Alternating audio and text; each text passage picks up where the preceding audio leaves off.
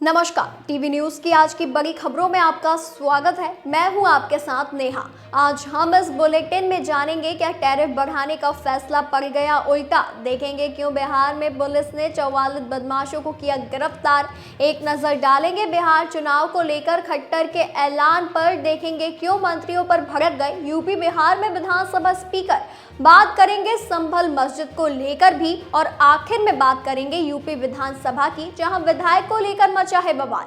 लेकिन इन सभी खबरों से पहले एक नजर आज की हेडलाइंस पर। उत्तर प्रदेश के बलिया, आजमगढ़ सहित कई जिलों में पाकिस्तान खुफिया एजेंसी से जुड़े संदिग्धों की तलाश जारी, कई हिरासत में।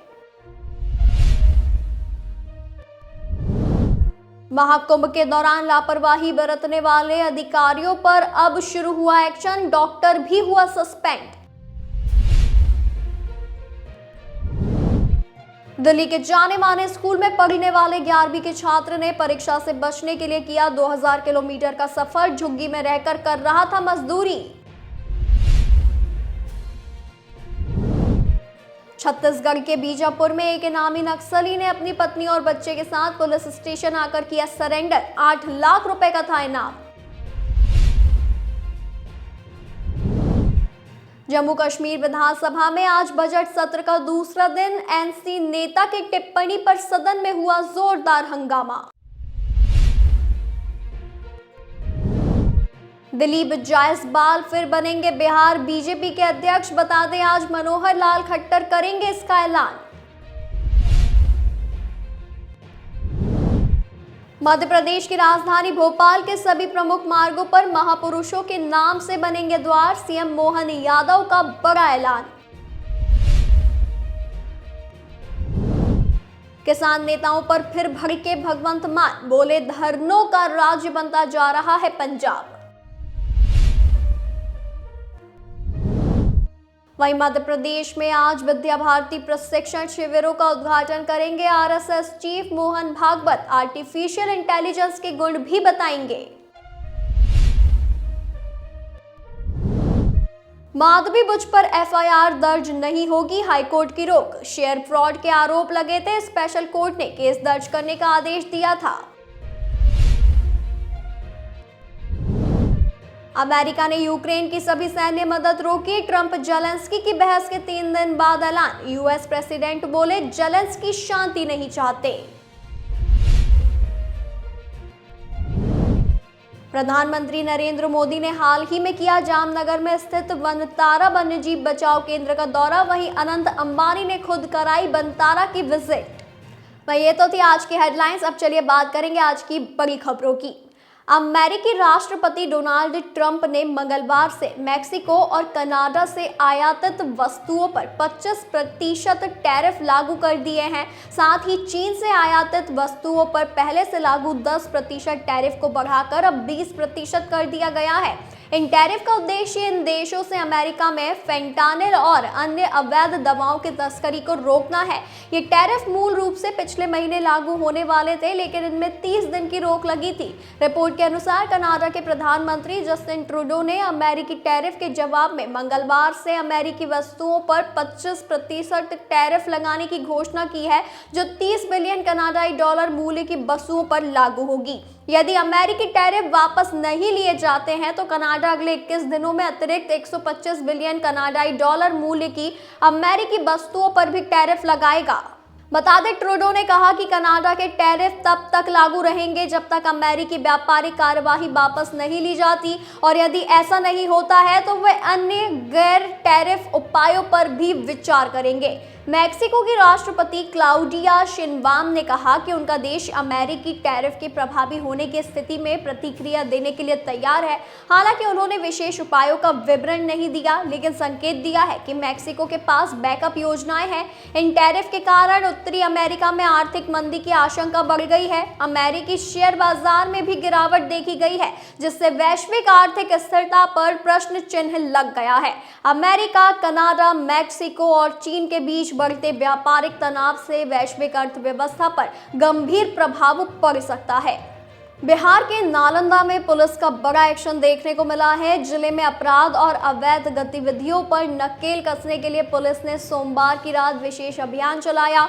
एक के बाद एक छापेमारी कर 44 बदमाशों को गिरफ्तार किया गया। विभिन्न थानों की पुलिस ने संयुक्त रूप से डीएसपी के नेतृत्व में ये कार्यवाही की है। जिले में एक साथ इतनी बड़ी गिरफ्तारी से फरार बदमाशों में हड़कंप मच गया है। मंगलवार को प्रेस कॉन्फ्रेंस जारी कर जिले के प्रभारी एसपी सह साइबर थाना प्रभारी ज्योति शंकर ने इसकी जानकारी दी है। बताया गया है कि सभी थाना प्रभारियों, सर्किल इंस्पेक्टर और अन्य पुलिस पदाधिकारियों को निर्देश दिया गया था कि वे अपने अपने इलाकों में फरार बदमाशों की गिरफ्तारी सुनिश्चित करें। इसके तहत हत्या के प्रयास, अवैध शराब तस्करी, वारंट निष्पादन, कुर्की और अन्य मामलों में कार्यवाही की गई है।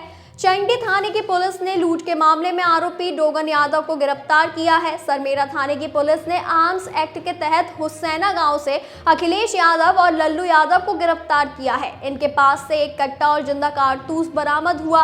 हत्या के प्रयास में 3 आरोपियों को गिरफ्तार किया गया है। अवैध शराब तस्करी के मामले में 28 आरोपी अरेस्ट किए गए हैं।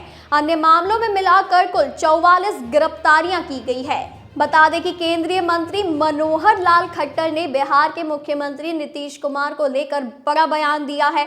उन्होंने इस साल होने जा रहे बिहार विधानसभा चुनाव को लेकर पार्टी का रुख साफ किया। खट्टर ने कहा कि हम लोग नीतीश कुमार के नेतृत्व में फिर से बिहार में एनडीए की सरकार बनाएंगे। इससे पहले दिलीप जायसवाल को बिहार बीजेपी का अध्यक्ष चुना गया। पटना के बापू सभागार में प्रभारी केंद्रीय मंत्री मनोहर लाल खट्टर ने इसका ऐलान किया। उन्होंने इस दौरान बिहार है तैयार फिर से एनडीए सरकार का नया नारा दिया। इस कार्यक्रम में केंद्रीय मंत्री गिरिराज सिंह, उप मुख्यमंत्री सम्राट चौधरी और विजय सिन्हा समेत पार्टी के सभी वरिष्ठ नेता, विधायक और मंत्री शामिल हुए। बिहार में इस साल विधानसभा चुनाव होने हैं। बिहार में अभी एनडीए की सरकार है। 243 सीटों वाली बिहार विधानसभा में बीजेपी के 80, जेडीयू के 45 और जीतन राम मांझी के एचएएम पार्टी के 4 विधायक हैं। वहीं विपक्ष के पास 107 विधायक हैं। आरजेडी के 77, कांग्रेस के 19 और सीपीआई के 11 विधायक हैं। बिहार के नीतीश सरकार में हाल ही में कैबिनेट विस्तार हुआ है। नीतीश सरकार में बीजेपी कोटे से 7 नए चेहरों को कैबिनेट में शामिल किया गया है। उत्तर प्रदेश और बिहार में सदन की कार्यवाही के दौरान एक कॉमन चीज देखने को मिली। दोनों ही सदनों में विधानसभा स्पीकर ने मंत्रियों को फटकार लगाई है। बिहार में स्पीकर नंदकिशोर यादव ने मंत्री हरीश सहनी को फटकारा है, तो वहीं यूपी में मंत्री ओम प्रकाश राजभर को स्पीकर से नसीहत मिली है। अब चलिए जानते हैं कि आखिर दोनों मामले क्या है। दरअसल स्पीकर नंदकिशोर यादव ने मंत्री हरीश सहनी को फटकार लगाई। सदन में सही जवाब नहीं देने के कारण उन्हें ये फटकार लगाई गई है। हुआ यूं कि आरजेडी विधायक अवध बिहारी चौधरी ने छात्रावास को लेकर सरकार से एक सवाल पूछा था। चौधरी ने सरकार के पिछड़ा वर्ग एवं अति पिछड़ा वर्ग कल्याण विभाग से ये जानना चाहा था कि सवाल जिले में पिछड़ा वर्ग और अति पिछड़ा वर्ग के छात्रों के लिए कोई छात्रावास है या नहीं। अगर नहीं है तो फिर इसका निर्माण करने के लिए सरकार क्या विचार रखती है। इसके जवाब में मंत्री हरीश सहनी ने गोलमोल जवाब दिया। इस पर स्पीकर नाराज हो गए। उन्होंने कहा कि आप सवाल का सही जवाब नहीं दे रहे हैं। आप जो बता रहे हैं उससे कुछ स्पष्ट नहीं होता है। बाद में स्पीकर ने इस सवाल को ही स्थगित कर दिया और कहा कि मंत्री आपके सवाल की जानकारी करके सदन को बताएंगे। उधर यूपी में विधानसभा सत्र के दौरान प्रश्नकाल में मैनपुरी की किशनी विधानसभा से सपा विधायक ने रोजगार सेवकों के मानदेय वृद्धि से संबंधित सवाल पूछा। जवाब में सरकार में पंचायती राज व अल्पसंख्यक कल्याण मंत्री ओम प्रकाश राजभर जवाब देने उठे। उन्होंने कहा कि संबंधित प्रश्न उनके विभाग पंचायती राज का नहीं, ग्राम विकास विभाग से संबंधित है। इसके बारे में सूचना एकत्र की जा रही है। इस पर विधानसभा अध्यक्ष सतीश महाना ने मंत्री ओम प्रकाश राजभर को नसीहत देते हुए कहा कि अगर सदन में किसी भी सदस्य ने सरकार से सवाल पूछा है तो सरकार यानी मंत्रिमंडल का दायित्व है कि उस प्रश्न का समाधान करे।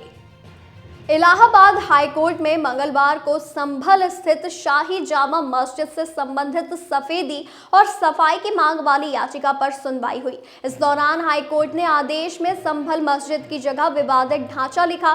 दरअसल हिंदू पक्ष के वकील की मांग पर आदेश में विवादित ढांचा लिखा गया है। वहीं यूपी सरकार की ओर से पेश वकील ने कोर्ट को बताया है कि कानून व्यवस्था की स्थिति राज्य की ओर से बनाए रखी जा रही है।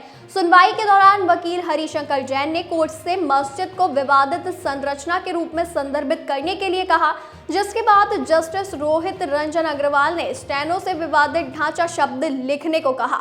अब इलाहाबाद हाईकोर्ट मस्जिद कमेटी की अर्जी पर 10 मार्च को सुनवाई करेगी। सुनवाई के दौरान एएसआई की रिपोर्ट पर मस्जिद कमेटी ने अपनी आपत्ति दर्ज करवाई है। एएसआई ने मस्जिद कमेटी की आपत्ति पर जवाब दाखिल करने के लिए समय मांगा, जिसके बाद अदालत ने एएसआई को जवाब दाखिल करने के लिए समय दिया।